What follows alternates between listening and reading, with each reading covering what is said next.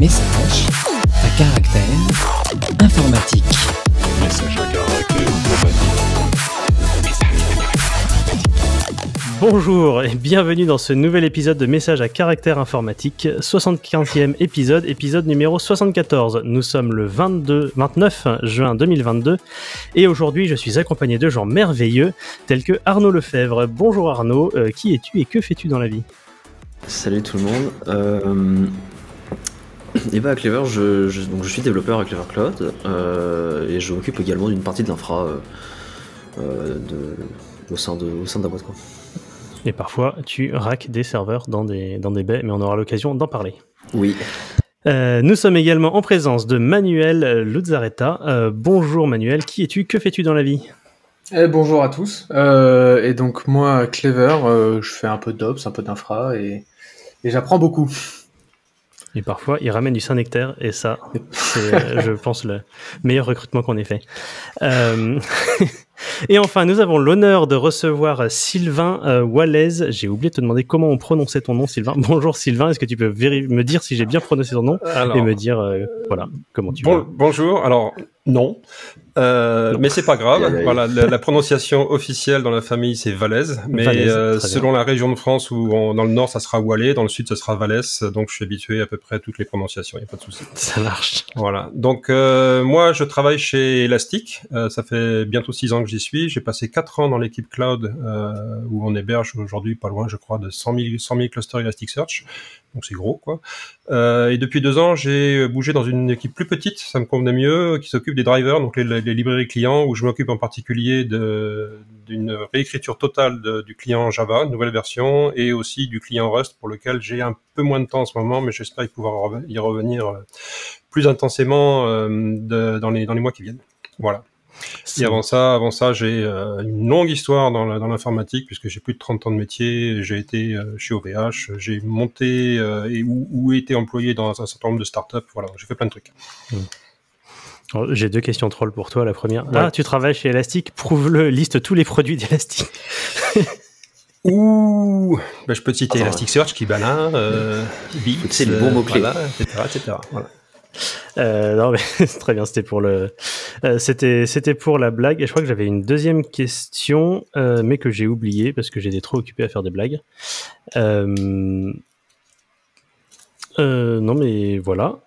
Oui, c'est ça, le client Java, c'est encore le client qui parce que alors, je t'avoue que j'ai pas trop suivi les versions du client Java, mais je me rappelle qu'à une époque, qui remonte peut-être, le client Java avait tendance à à monter un genre de nœud élastique read-only qui se branchait au cluster. Ça c'est vraiment la vieille histoire. Effectivement, la première version de ton application était une espèce de nœud du cluster. Alors un nœud qui n'avait pas le droit de vote dans l'élection du master, par exemple, mais qui utilisait exactement le même protocole. Ensuite, il y a eu une autre génération qui utilisait les API HTTP d'Elasticsearch, mais qui avait l'inconvénient comme elle était basée massivement sur les structures de données internes d'Elasticsearch, pour économiser du temps de développement parce que les structures sont les mêmes, à tirer en gros les 3/4 du serveur dans ton application. Donc un gros truc avec plein de dépendances dont tu n'as certainement pas besoin dans ton application. Et donc moi, mon taf, ça a été de repartir sur une nouvelle génération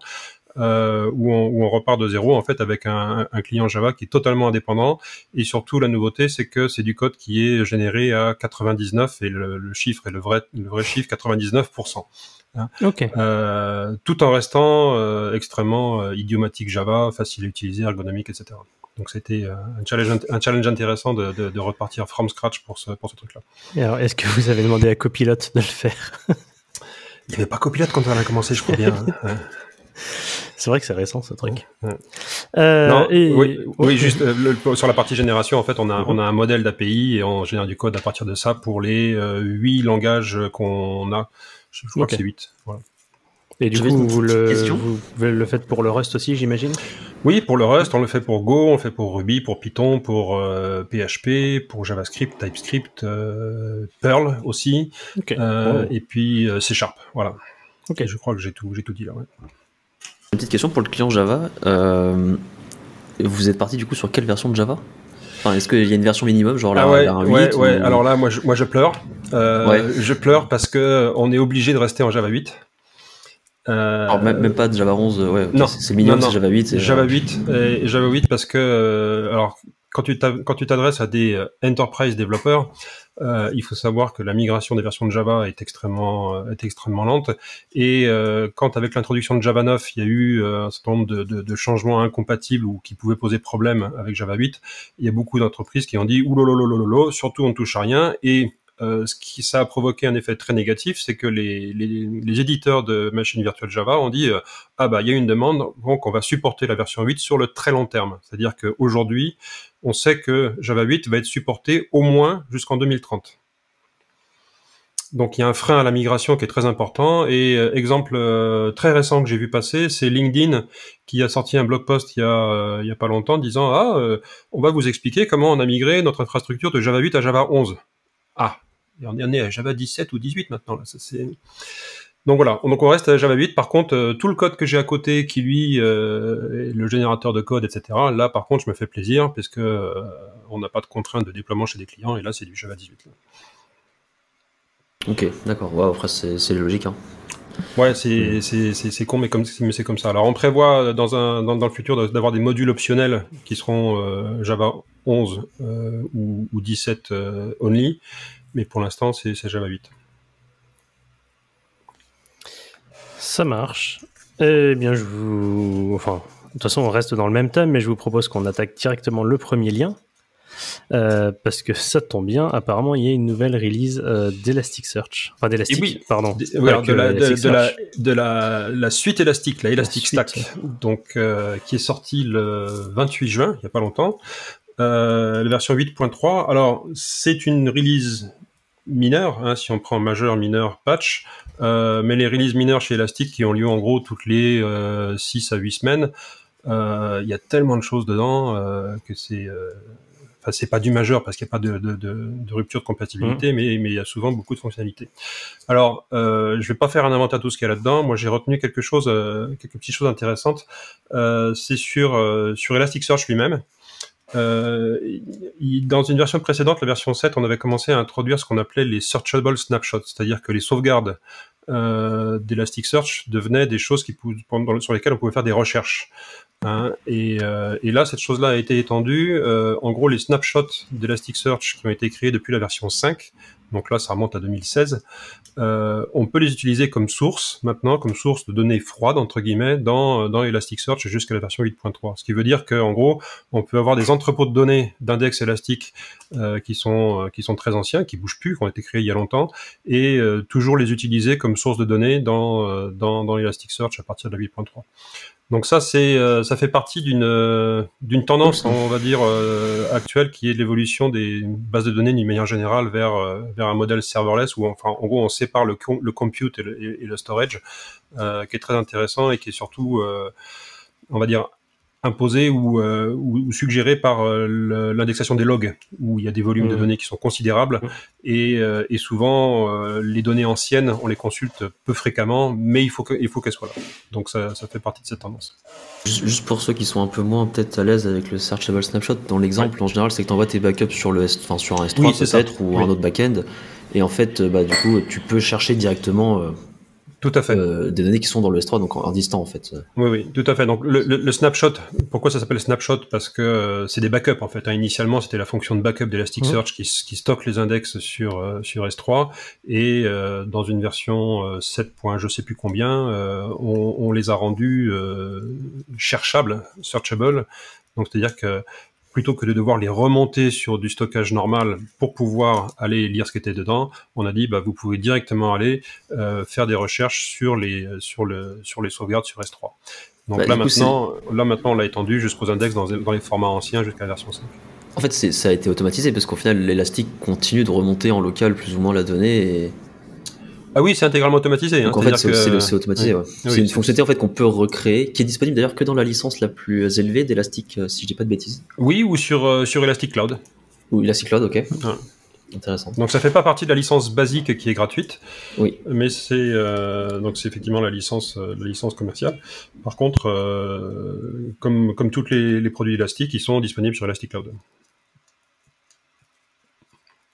Et juste pour Shameless Plug, nous faisons aussi une offre Elastic en partenariat avec Elastic. Donc moi je tiens à féliciter Clever Cloud parce que Clever Cloud fait partie de ces hébergeurs qui ont choisi de travailler en bonne intelligence avec l'éditeur Elastic plutôt que certains autres. Alors le plus gros étant AWS évidemment qui ont choisi de faire leur fork et de partir là-dessus. Ce fork OpenSearch les bloquant dans la version 7.10 d'il y a 1 an et demi maintenant parce que depuis ça n'a pas trop évolué. Il n'a pas bougé, hein. Ça n'a pas bougé et puis surtout il y a plein de fonctionnalités qui ne sont pas présentes. Ouais, effectivement. Donc manger du Elastic Cloud c'est bon. Voilà. Ou payer la licence et héberger là. Oui, aussi. Vous voulez aussi. Ou alors chez Clever Cloud vous l'avez de base aussi. Voilà. Je voulais pas te couper dans ton élan, mais t'étais parti sur une presque transition parfaite tout à l'heure vers le lien suivant. Oui, alors le lien suivant. Justement, tu parlais des bases de données serverless et d'une tendance du moment. Ouais, donc c'est une tendance du moment. Alors, comme j'ai dit, qui est encouragée par les stockages massifs dont on a besoin avec les logs et les time series, etc. Et j'ai trouvé notamment 2 choses récemment que j'ai trouvé intéressantes. Alors une, c'est un gars qui, en gros, a pris SQLite, l'a compilé en WebAssembly pour faire tourner la base de données dans une page web. Alors, qu'est-ce qu'il fait avec ça? En gros, il a implémenté une espèce de file system virtuel pour SQLite, donc en WebAssembly, parce que SQLite utilise un système de paging de pages en mémoire pour aller accéder aux fichiers. Donc, en gros, il a écrit un file system virtuel qui va chercher les pages sur un serveur HTTP. Donc, en gros, ça veut dire quoi? Qu'il a une grosse base SQLite qui est sur son serveur HTTP et la version WebAssembly qui tourne dans le navigateur va chercher comme ça, va faire du swap de pages selon les besoins en fonction des requêtes qu'on utilise. Donc la chose intéressante, c'est que ce qui est décrit dans l'article, c'est que finalement il héberge sa base de données sur GitHub Pages, donc c'est purement statique. Hein. Il télécharge le moteur SQLite un peu bidouillé dans sa page web en WebAssembly et puis ça va chercher les pages à la demande. Donc là on est carrément dans un modèle base de données serverless mais avec un stockage sur serveur.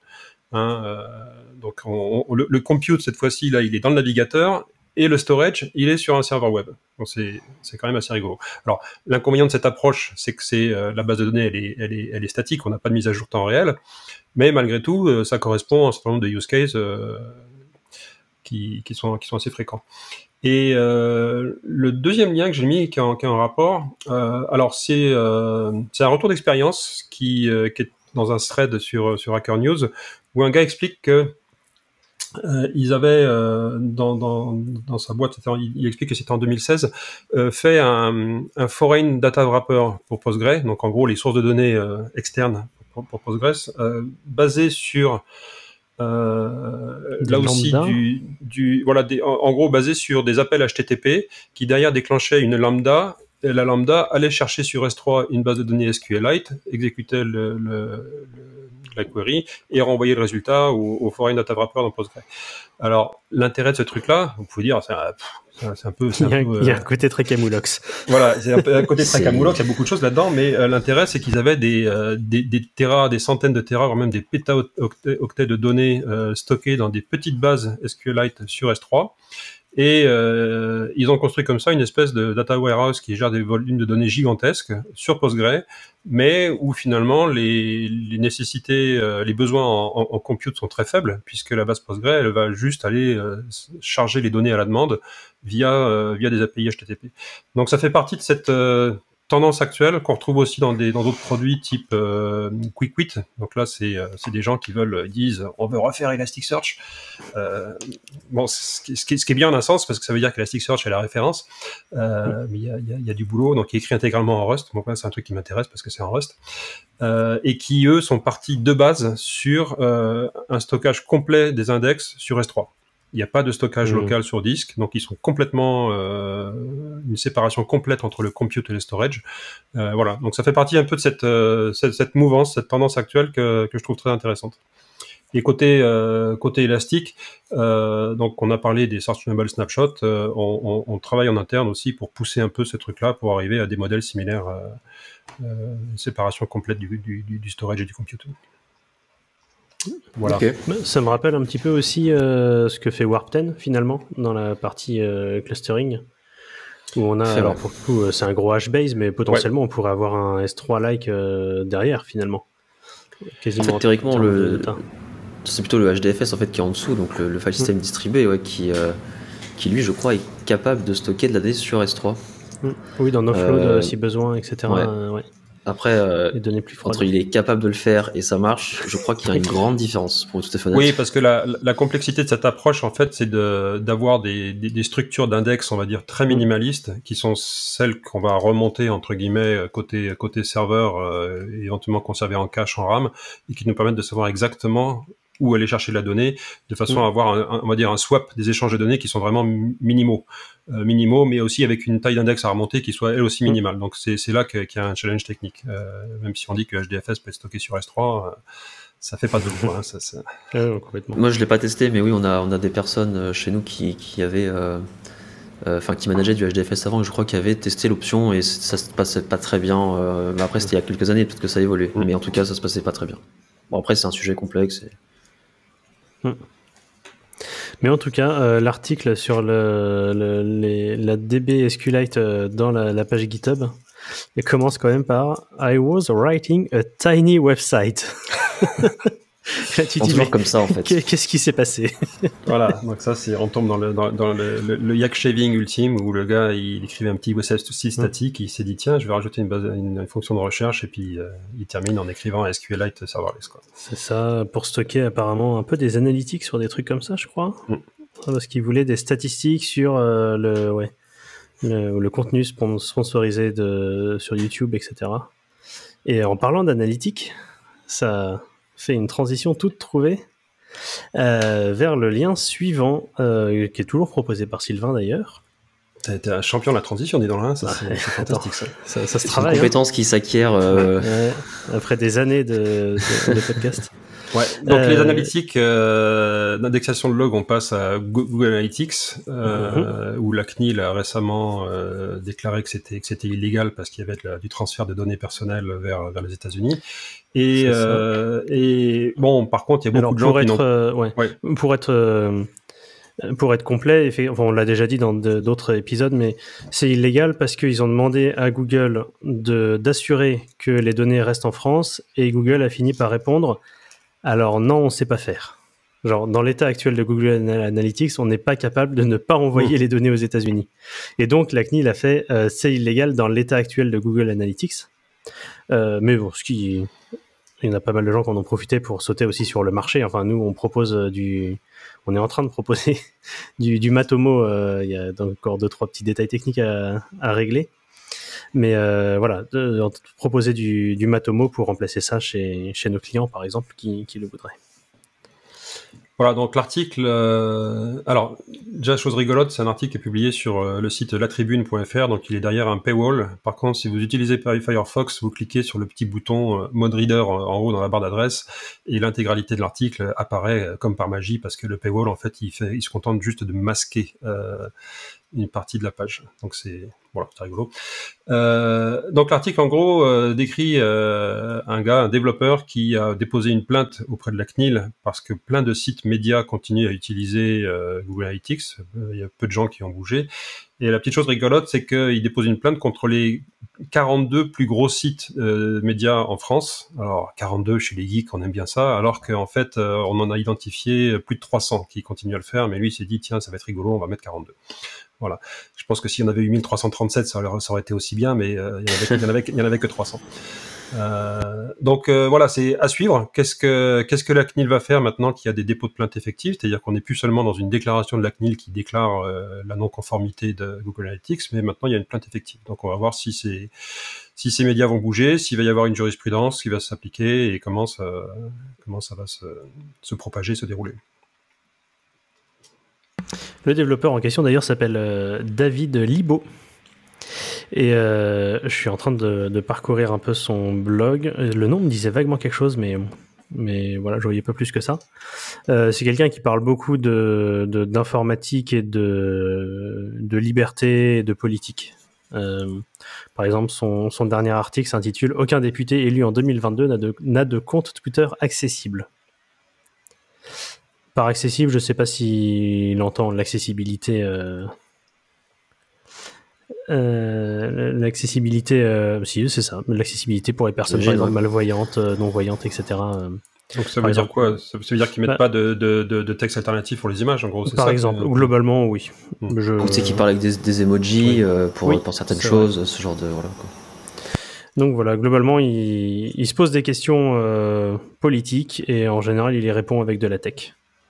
Je vais m'abonner à ce blog, je ne le connaissais pas. Comme quoi ça sert le podcast. Là, j'avoue, je sèche pour la transition. Non, mais passons au lien suivant, hein, sans aucune transition. L'autre jour, Cloudflare s'est retrouvé cassé et Internet ne fonctionnait plus très bien. Est-ce que tu veux nous en parler, Arnaud? Ouais, alors moi j'étais en vacances, hein, je dormais quand c'est arrivé, donc c'était pas... Mais je sais que j'ai cru voir passer que des clients chez nous avaient remonté un problème, le fait que leur site marchait plus, mais du coup effectivement c'était pas de notre fait et beaucoup de sites internet ne marchaient plus du tout, hein. Oui, Cloudflare a eu un problème réseau en fait sur l'un de leurs, certains de leurs POP a priori, en fait leurs plus gros POP pour être tout à fait honnête.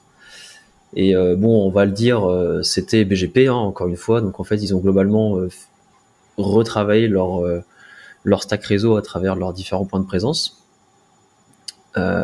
Et du coup en fait certains points de présence du coup étaient vers la nouvelle version et d'autres vers l'ancienne.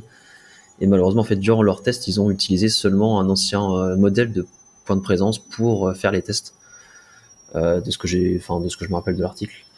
Et en fait du coup le changement a trigger des incohérences en fait dans les routes BGP de ces POP qui étaient sur le nouveau modèle de réseau. Et en fait ils ont en fait juste désannoncé toutes les adresses IP pour joindre en fait ces data centers. Donc du coup forcément les clients ne pouvaient plus accéder à Cloudflare. Enfin en tout cas au site hébergé derrière Cloudflare, quoi.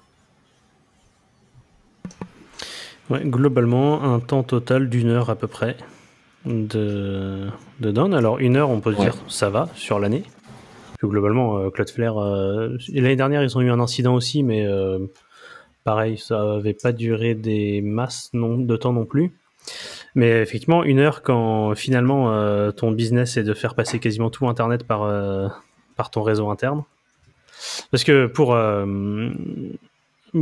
rappel, le business de Cloudflare, donc, c'est de faire du CDN, essentiellement. Il gère aussi vos DNS, il vous propose de terminer... Enfin, de gérer le chiffrement de vos données, de potentiellement gérer aussi vos... Comment ça s'appelle ? De pouvoir absorber des DDoS, ce genre de choses, ils le font très bien. Mais pour ce faire, pour réussir à maintenir leur niveau de service, et puis aussi parce que je pense que commercialement ça les intéresse, ils ont une forte tendance à essayer de faire en sorte que les requêtes sortent le plus vite d'Internet, rentrent le plus rapidement sur le réseau Cloudflare et en ressortent le plus tard. Donc c'est pour ça qu'ils vont vous vendre aussi des CDN, etc. pour que globalement il n'y ait pas besoin de ressortir de Cloudflare. Alors globalement ça fonctionne très bien, mais effectivement le jour où Cloudflare ne répond plus, ça fait quand même pas mal de monde qui se retrouve dans les choux. Sachant que 1 heure, en plus, si on regarde la disponibilité, on arrive à 1 heure sur un an, ça fait 0,9998. Donc si ils ont perdu le 4e 9 en fait dans la disponibilité avec eux. Ouais. Donc, je sais pas quel est leur SLA, mais ça va très vite en fait. Hein. Je crois que ça dépend des offres, parce que tu as l'offre gratuite plus ou moins, etc. Mais après ça arrive. En fait, la seule différence, c'est qu'effectivement là, ça se voit, et en fait, ils ont un nombre très important de services en fait qui sont hébergés là-bas, et effectivement, ça passe pas inaperçu, quoi. Qui sont hébergés ou des choses qui passent par le réseau Cloudflare, quoi, finalement. Je devrais pas dire hébergés, mais oui. Non, parce que voilà, nous, le nombre de clients qui sont venus sur le support, d'ailleurs, même notre support ne fonctionnait plus, je crois. parce qu'il devait y avoir du Cloudflare, donc c'est Chris compliqué. utilise Cloudflare a priori, et du coup, oui, ouais, ça a pas de problème. Mais voilà, le nombre de messages qu'on a eu donc un peu plus tard, ou même plutôt sur Twitter en général, de gens dont le site ne répondait plus, le support était indisponible, parce que effectivement, enfin, on se rend compte. Enfin, parfois c'est marrant parce qu'il suffit d'une heure comme ça dans l'année pour qu'on se rende compte d'à quel point on est dépendant de certains prestataires, quoi.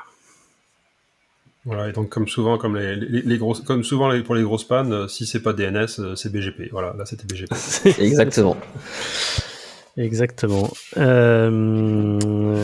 Et bah très bien. Et bah restons sur le thème de Cloudflare, mais sur quelque chose de plus léger, on va dire, comme des bulles je sais même pas ce que c'est comme liquide, des bulles liquides dans des lampes à lave. C'est ça. C'est Manu qui nous propose cette info. Ouais, alors c'est pas tout frais, hein, mais j'ai découvert ça hier, donc je trouvais ça drôle si comme moi vous ne le saviez pas.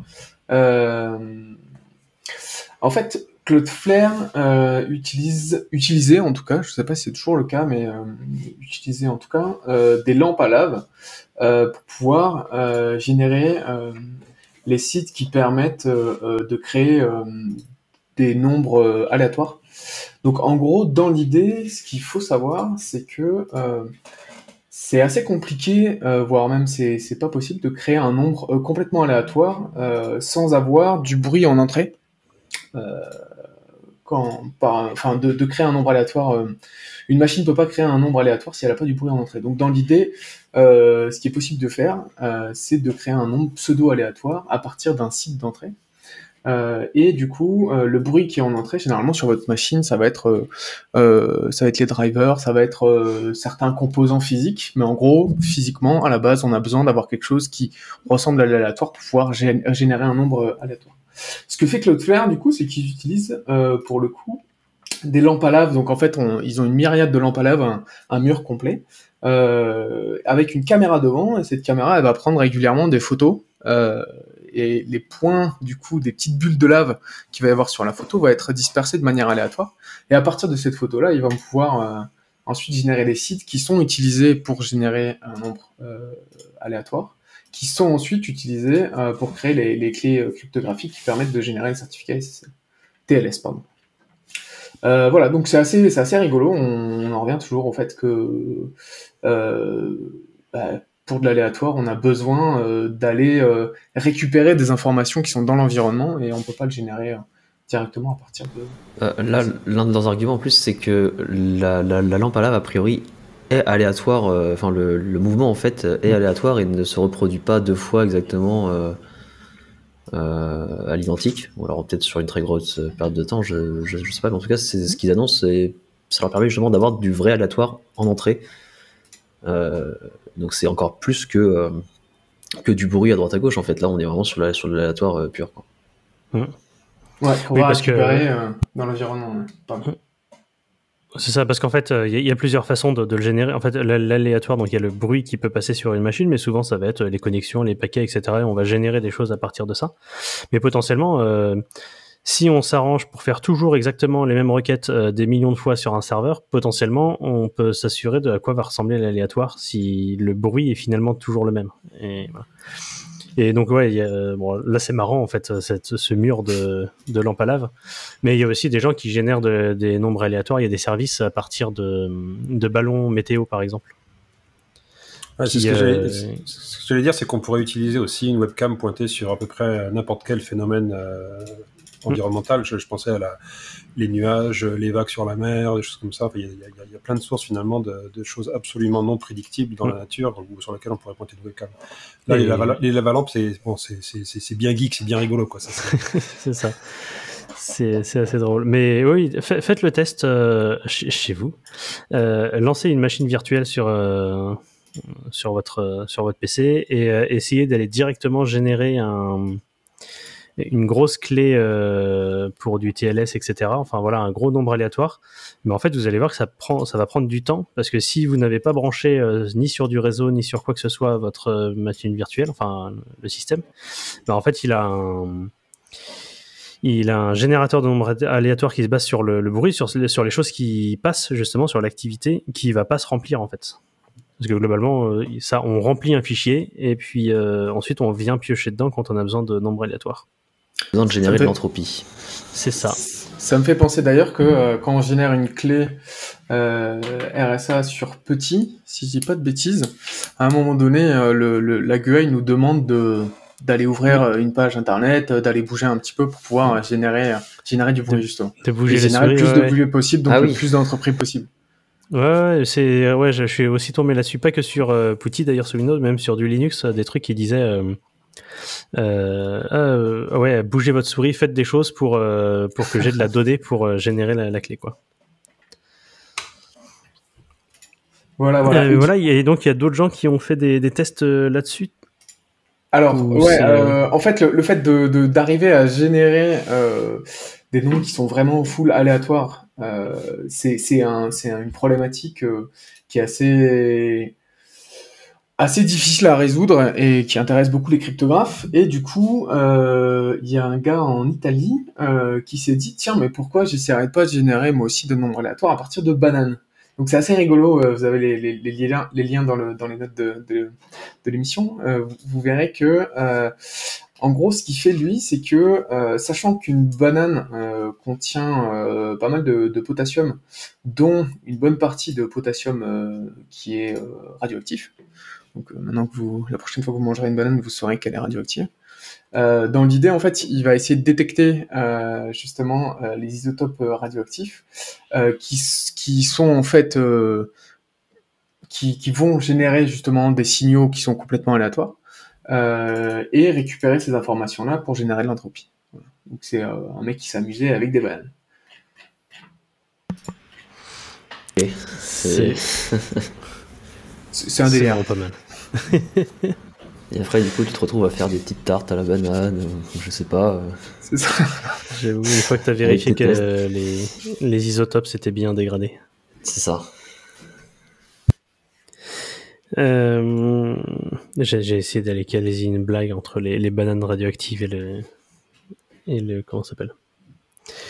Ah, les trucs qui utilisent le vent pour faire de l'électricité, mais Les éoliennes. Les éoliennes. Oui. Mais je vous laisserai faire la blague vous-même parce que là, j'ai pas assez d'idées. Et bah, les idées, c'est aussi ce qui me manque pour faire la transition suivante. Je suis pas bon aujourd'hui, hein. Mais on repart sur de la technique peut-être plus proche de nous que les bananes. En Java, il y a l'apparition du destructuring assignment. Donc c'est quelque chose que les gens de chez JavaScript diraient ça fait 5 ans qu'on l'a, nous. Java. Mais c'est quand même une bonne nouvelle pour Java. Et c'est prévu pour la release 19. Non, c'est sorti. Non, elle n'est pas sortie, Java 19. Elle n'est pas sortie, ça va être en prévu dans la 19 en principe. Alors c'est une JEP, Java Enhancement Proposal, qui est déjà un petit peu ancienne, mais là il y a eu une mise à jour récente, donc c'était intéressant de voir ce qu'il y a dedans. Alors, il n'y a pas que JavaScript qui fait du destructuring assignment, hein. Quand on fait des case classes en Scala, il y a ça aussi. En Kotlin, je crois bien aussi. Ça existe en Rust. Enfin bon, là, il y a plein de langages et on peut dire que Berk, Java est à la traîne. Mais ce qui est intéressant dans Java, c'est que c'est beau être un langage qui a 25 ans, il continue quand même à évoluer. Donc, moi qui ai fait beaucoup de Scala, cette nouveauté me parle beaucoup parce que qu'est-ce que c'est casse-bonbon des fois d'aller choper des éléments à droite à gauche, et donc là on peut faire des grands switches. Alors déjà dans le Java 17 je crois ils avaient introduit donc des switches, donc le switch devient une expression et plus simplement un statement comme c'était le cas initialement, donc il peut renvoyer une valeur, et puis dans les parties test donc dans les cases on pouvait déjà faire du test instance off. Donc instance off avec nommer une variable qui du coup était typée du bon type, etc. Donc ça évitait plein de castes très lourds à écrire et très pénibles à lire. Et là on va un cran plus loin, donc ça fonctionne en relation avec les types record qui ont été introduits en Java. Alors en preview c'était 18 peut-être, non, c'était encore en preview en 17, je sais plus. Non, ça a été introduit en 17. Ah oui. Au final, pour moi c'était 18, mais oui. Peut-être 18, je me trompe peut-être. Comme moi j'ai tendance sur mes trucs où il y a que moi qui bosse à activer toutes les previews, je sais plus en fait. Et donc là c'est intéressant parce que moi j'ai commencé à utiliser les records de Java dès qu'ils sont sortis. Et immédiatement, je me suis dit, mais par rapport à ce que je faisais en Scala avec les cases classes, il manque plein de trucs. Et là, on commence à y arriver. Alors, ça va être intéressant de voir les réactions de la communauté des développeurs par rapport à ça. Moi, je me souviens quand Java 8 est sorti, il y avait l'introduction des lambda. Et alors là, pour certains développeurs Java, ça leur a foutu mal au crâne. Donc on voit que Java maintenant évolue tranquillement avec cette accélération du cycle de release en intégrant des nouvelles fonctionnalités au niveau du langage et qui pioche en gros beaucoup de choses des langages avec une tendance un peu plus fonctionnelle ou au moins des langages modernes et ça va être intéressant de voir comment la communauté des développeurs va adopter ça ou ne va pas l'adopter. Mais malgré tout, ça veut dire que ces choses-là arrivent maintenant dans un langage qui est extrêmement mainstream, hein, puisqu'on dit que Java c'est le COBOL des années 2000, hein, donc voilà, c'est intéressant. Donc on va dire que Java, le langage, continue son petit bonhomme de chemin, et puis il a beau avoir 25 ans, il continue à évoluer, et puis à s'inspirer des choses qui existent dans les autres langages, ce qui de mon point de vue est vachement intéressant, parce que on n'est pas figé dans un passé glorieux, comme pourraient l'être certains autres langages en 2 lettres qui s'appellent Go. Ah, mais ils ont les génériques maintenant. Ils ont les génériques, attention. mais j'ai regardé les génériques, il y a quand même des trucs pourris, quoi. Hein, oui. C'est vachement cool parce qu'effectivement, à chaque fois que je fais un podcast où il y a une nouvelle release de Java, je fais très très peu de Java. Et du coup, j'en apprends pas mal sur toutes ces nouvelles évolutions, parce qu'effectivement, moi, en étant très loin de l'écosystème, j'ai toujours une vision un peu Java 6. À l'époque, on avait une version de Java tous les 5 ans, et encore. Ouais, on avait une version de Java tous les 5 ans, et puis les frameworks étaient des abominations d'une lourdeur infinie, en fait, hein, et les choses ont beaucoup changé. Donc je pense qu'il y a beaucoup de gens qui sont restés bloqués dans l'image, il faut faire des application servers avec déployer des gros jars avec Spring qui met genre 3 minutes à démarrer, machin, etc. C'est pas forcément le cas, et ça l'est de moins en moins. C'est-à-dire que si on regarde les frameworks modernes, comme des choses comme Quarkus ou Micronaut, c'est vraiment plus du tout le cas, quoi. Donc c'est une plateforme intéressante parce qu'elle arrive à évoluer, à se réinventer et à rester au goût du jour, hein, et aussi dans le cloud native qui est très à la mode. L'émergence de GraalVM, donc qui produit du code natif à partir de code Java, a aussi drastiquement changé les choses, puisqu'on n'est plus obligé d'avoir une grosse JVM qui démarre lentement, qui charge toutes ses classes, qui précompile, qui bouffe des tombeaux de RAM. Ça c'est fini aussi. Donc Java finalement est redevenu pertinent dans des environnements où on l'attendait plus, quoi. Carrément, c'est une bonne chose. Et alors, je me rends compte qu'on n'a pas forcément expliqué ce que c'était que la déstructuration. Oui. On peut peut-être faire un petit mot là-dessus, Sylvain. Voilà. Donc, dans Java 17 ou 18, comme on disait, je ne sais plus, il y a eu l'introduction de ce qu'on appelle les records dans Java. Alors, dans d'autres langages, ça s'appelle les case classes, les value types, des choses comme ça. En gros, c'est des objets qui ont des classes qui ont des propriétés, hein, avec quelques caractéristiques importantes. C'est que ces propriétés, d'une part, sont immutables, on peut pas les changer, et d'autre part, ce sont des classes qui sont de la pure donnée, c'est-à-dire que il n'y a pas d'héritage possible, on peut pas faire une hiérarchie de classes comme ça, c'est vraiment des pures structures plates. On peut leur ajouter des méthodes, évidemment, mais voilà, c'est de la pure donnée immutable. Et la notion de destructuring assignment consiste à dire par exemple, je vais écrire, donc mettons que j'ai un record qui s'appelle nom d'une personne, qui est comme champ nom de famille et prénom. Je pourrais dire if objet instance of personne parenthèse nom virgule prénom, et à ce moment-là, ces termes nom virgule prénom deviennent des variables pour la suite de mon code. Donc, c'est-à-dire que voilà, je rentre un peu dans la définition de la structure pour extraire des éléments et les exposer sous forme de variables dans le bloc de code qui va suivre. Alors là, j'ai donné un exemple à un premier niveau, mais si on a des structures imbriquées, on peut comme ça descendre à plusieurs niveaux d'imbrication. Donc rien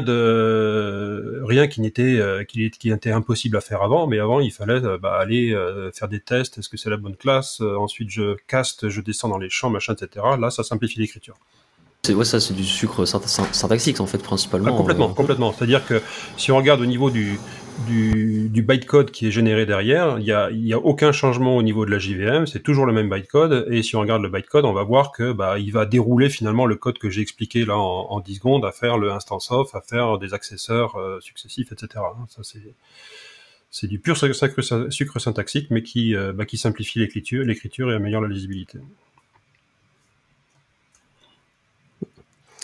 Merci pour l'explication. En parlant nouveauté dans les langages, transition sans inspiration, il y a Rust 163 qui sort... 1.63. 1.63, oui, je me disais bien. Qui sort en 2030. En 2030, c'est ça. En août. Donc qui va bientôt sortir, et il y avait notamment une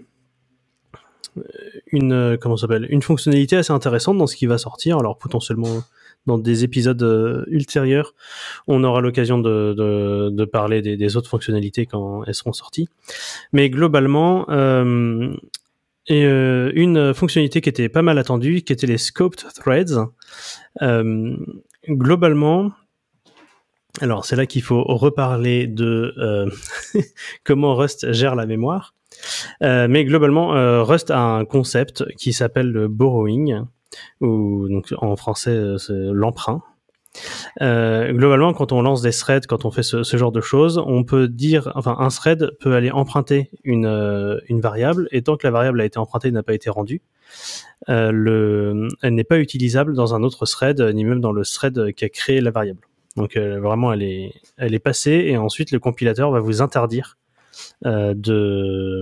d'utiliser cette variable à un autre endroit que dans le thread qui a pris la main sur la variable.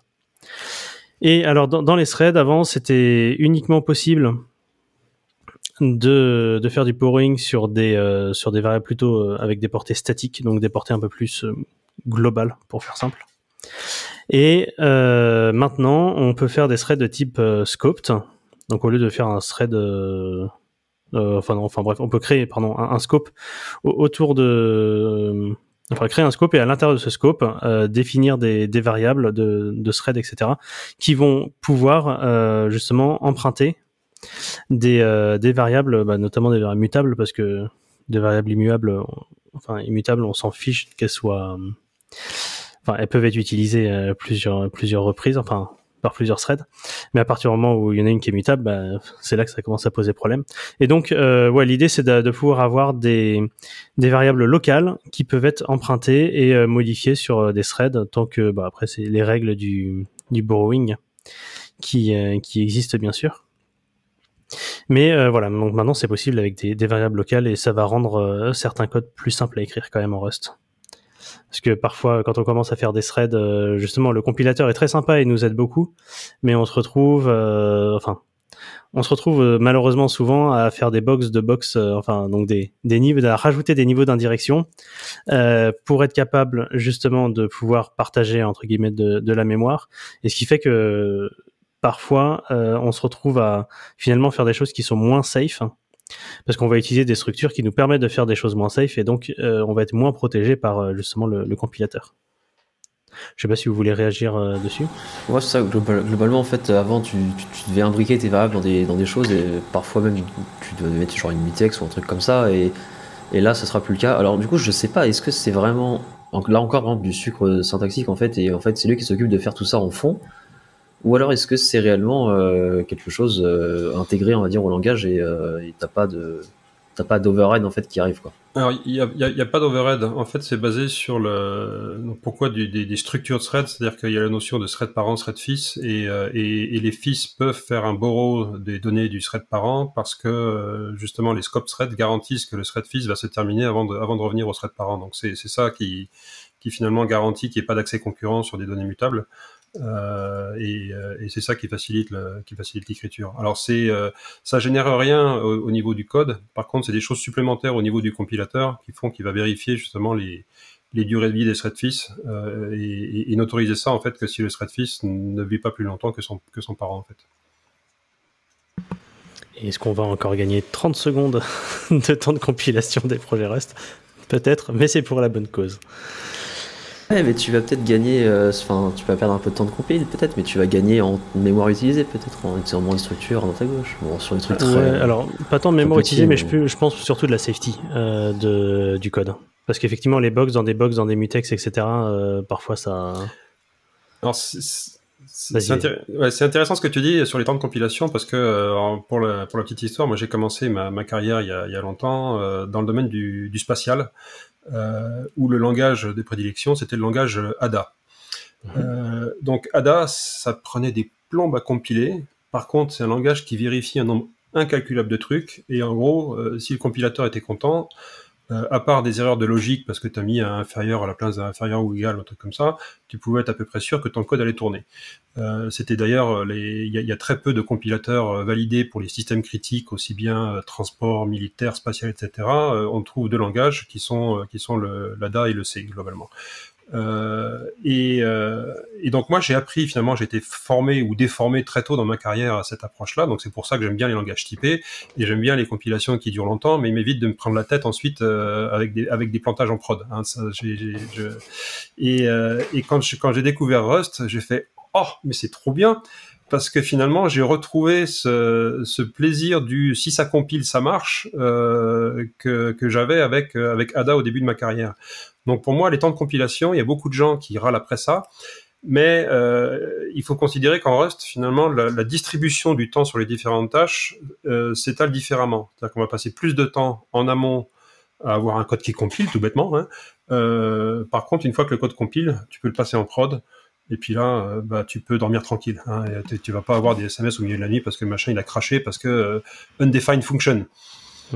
Alors que oui, le Ouais, JavaScript. ça tire sur JavaScript dans ce moment-là. Voilà. Moi, c'est vrai que moi, par exemple, j'adore le JavaScript comme langage parce que, enfin, je pense qu'il y a beaucoup de gens aussi comme ça.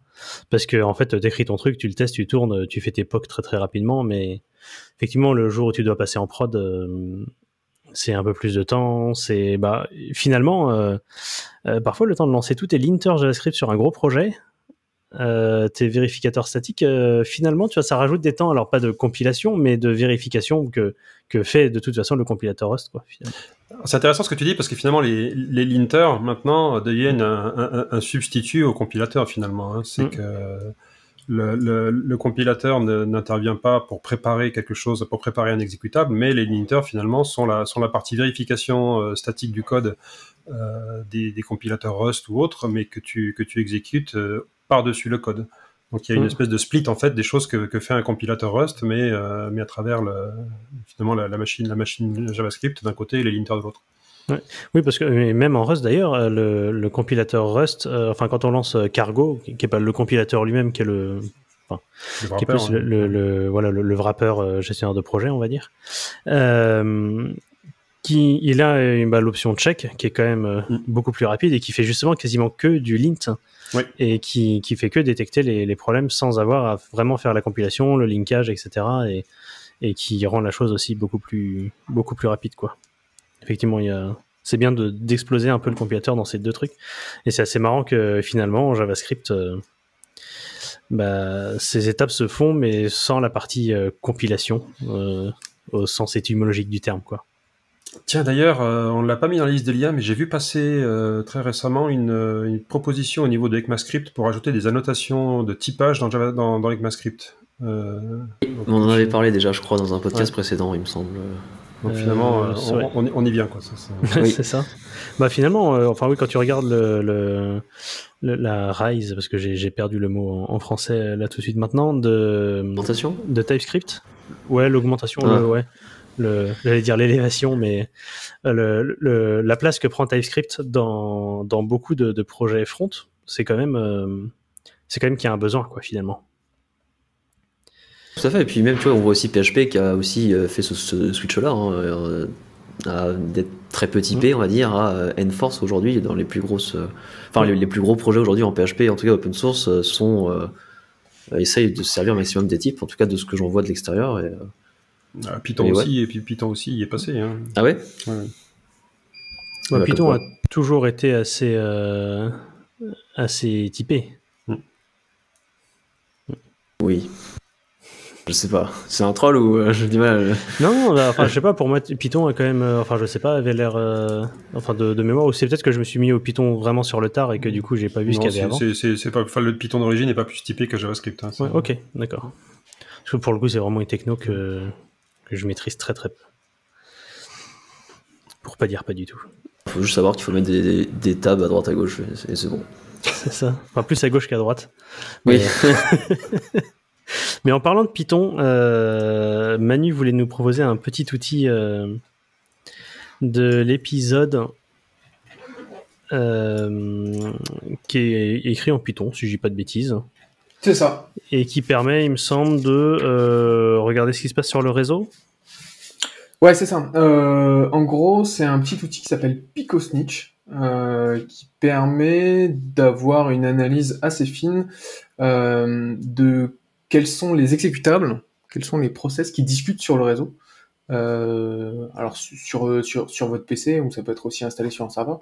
Ça se présente comme un petit service systemd là, qu'on va démarrer et qui va stocker en fait tout ce qu'il voit passer à travers le réseau dans une petite base de données. Et l'avantage, c'est que est fourni avec l'outil une interface web où on peut aussi aller consulter ça via la CLI.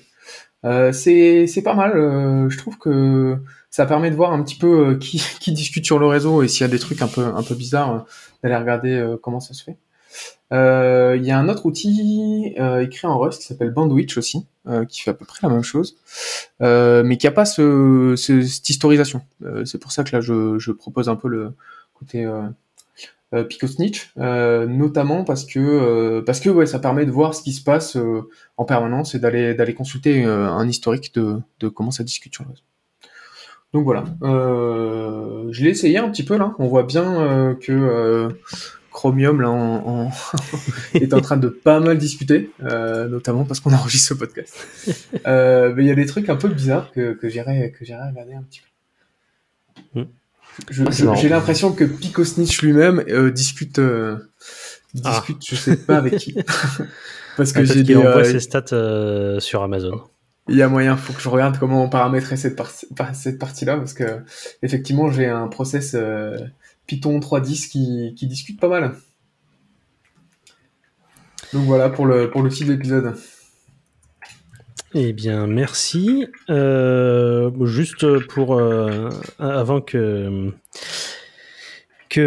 Sylvain, qui sera tiré au dé de façon assez pseudo-aléatoire. Pour le coup, pseudo-aléatoire, exactement. Juste avant qu'il nous propose sa musique de l'épisode, on voulait, enfin, je sais pas, est-ce que Arnaud, tu veux faire un petit retour, nous conseiller un peu de lecture sur Twitter par rapport à ton activité d'hier? Oui. Alors en fait, ouais, hier avec différents membres de l'équipe, on est allé monter des machines dans un nouveau DC en fait qu'on va ouvrir à Paris pour avoir une nouvelle zone de disponibilité dans notre zone parisienne. Et du coup, comme c'est la première fois en fait, alors peut-être pas de l'histoire de Clever, mais en tout cas de manière assez récente, qu'on va raquer des machines qui nous appartiennent. On a également en fait, Steven Leroux, notre CTO, a profité pour faire un petit thread Twitter d'une peut-être une quarantaine de tweets, je dirais, pour montrer un peu les différentes machines, ce qu'on monte, et en fait avec un peu de détails en fait sur l'infra qui tournera là-bas quoi.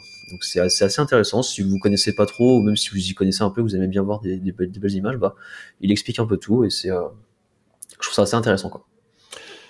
En résumé, c'est du bon geek porn. Donc c'est effectivement, ouais. J'ai bien aimé certains trucs, la 1TB RAM Tower, etc. La 25 terabytes RAM Tower, un truc comme ça, non? Non, ah oui. Non, de disque. Ah, c'est de disque? Non, je sais plus, il parlait de RAM à un moment. Hein. Ah, non, c'était 25 tera... Non, c'était 1 pétabyte de disque plutôt. Oui, c'est ça, c'est un pétabyte de disque et la RAM, la tour de 25 teraoctets de RAM. Oui, c'est ça, oui, c'est plus logique, effectivement. D'un téra de RAM, ce sera la taille d'un serveur, donc oui. Et alors, ce qui est intéressant, c'est que le stockage, comme c'est des disques NVMe, maintenant c'est juste des petites cartes au format M2, ça n'a plus rien à voir. Ouais. Ça n'a plus rien à voir avec le format classique des disques durs. On dirait une clé USB. C'est ça. Un peu plus grande, mais c'est. Quand on a vu ça, quand moi j'ai vu ça, j'étais ah ouais, c'est une clé USB. Le truc fait 6 Tera, je crois, 4 Tera. c'est 4 Tera, c'est impressionnant. Très bien. Et bien, pendant que Arnaud va aller arrêter la machine à laver qui bip, sonne là. depuis tout à l'heure. Ouais, si elle allait s'arrêter. Je vais. Est-ce que c'est la peine de lancer un dé? Non, parce qu'en fait, j'ai oublié de prendre un dé. Manu, tu peux lancer un dé, mais de toute façon, le pseudo aléatoire de cet épisode va nous désigner Sylvain, pour nous parler de la musique de cette semaine. Ouais, alors c'est un morceau de musique synthétique, alors ça s'appelait pas encore électro à l'époque, qui date de 1977, du groupe Space, qui est un groupe français. Ça s'appelle Magic Fly. Alors je pense que pour certains c'est rentré un petit peu dans l'inconscient collectif, cette musique, on la réentend de temps en temps. À l'époque, moi j'étais très jeune, mais déjà je m'intéressais à ces musiques qui à l'époque étaient très expérimentales. C'était les tout débuts aussi de Jean-Michel Jarre, je sais même pas s'il avait sorti son premier album, et moi cette musique-là me faisait kiffer grave, quoi. Et donc voilà, longtemps après je continuais à écouter de la musique électro, donc c'était histoire de montrer aux petits jeunes d'aujourd'hui que finalement la musique synthétique et l'électro, ça date d'il y a longtemps. Et puis on revient un petit peu à ces choses-là aussi avec le mouvement synthwave ou la musique, les synthés analogiques. Voilà, donc c'est le retour vers le futur. Voilà. Et on rappelle d'ailleurs que le premier instrument électronique date des années 20, si je dis pas de bêtises. Le thérémine. Ouais, le thérémine, ça, je crois qu'effectivement, c'est début 20e. Oui. Ouais, c'est vraiment tout début 20e. Voilà, inventé en prison par un prisonnier politique, je crois, russe, un truc comme ça. Ah, ça, je sais pas. Oui, parce que déjà, il y a 100 ans. Bref, on n'est pas trop là pour parler de ça. Merci pour la reco. Nous, on se retrouve dans 5 minutes pour l'épisode suivant. Et puis, dans une semaine, faut pas qu'on annonce des temps de release. Je sais que la on essaie de ne jamais annoncer des temps de release. Bref, donc on se retrouve, j'espère, dans une semaine pour ceux et celles qui nous écoutent.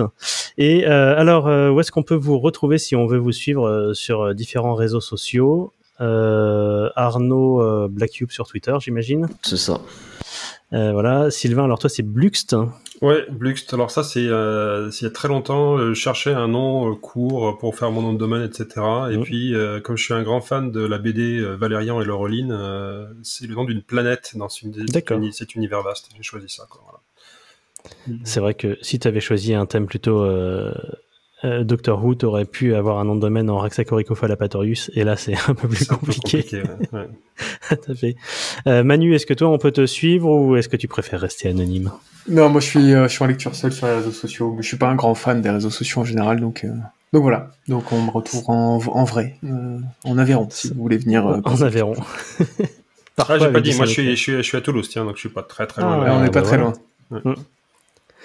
Ça marche. Eh bien, on se retrouve tout à l'heure pour vous et dans une semaine pour les gens qui nous écoutent. Et on vous dit au revoir.